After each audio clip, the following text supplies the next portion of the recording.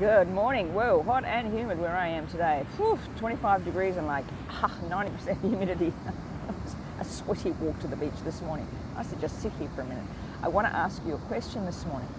What is your exercise strategy? You know, here we are with the 21st of January. Now, for many of us in Australia, it's kind of like, let's get back into this, guys. I know kids go back to school next week.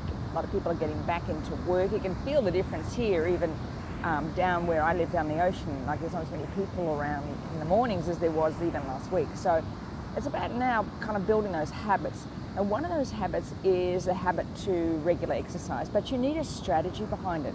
Now, in lighter methodology, we work all the time in looking at how you can do the least amount of exercise with the most amount of benefit in a little amount of time.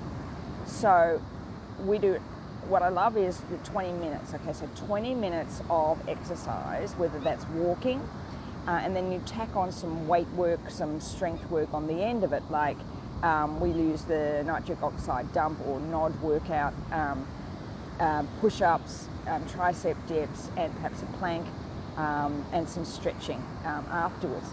But you can't do that every day, right? Because it kind of gets boring. And not only that's not good for your body to do the same thing every day. So look at how you can create a strategy. So for me, Mondays, as I've always mentioned, never miss a Monday. So I do the whole gamut of everything on a Monday. So that's the walking with the 2 HIIT.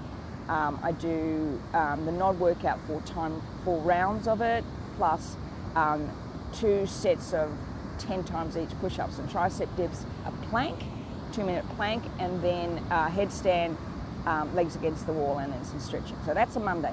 But on a Tuesday, I just do the walk with the HIIT. So I give my body a break on the Tuesday. Then on Wednesday, do the same thing. Do what I do on Monday and do again on Friday. And then on Tuesdays and Thursdays, I just do a walk. So it's going to give my body a bit of a break, bit of a mess the whole thing up a little bit.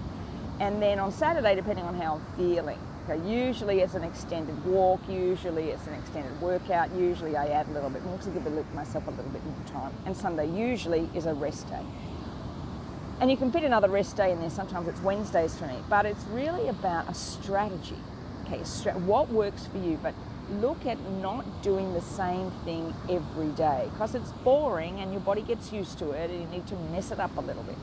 So find the days that work for you. When is the time I can put a little more effort into this? Perhaps you want to go to a yoga class, perhaps a Pilates class, you might want to go to a weights class, to the gym, swim. How do you mess this up a little bit? And that's the way to stay on track.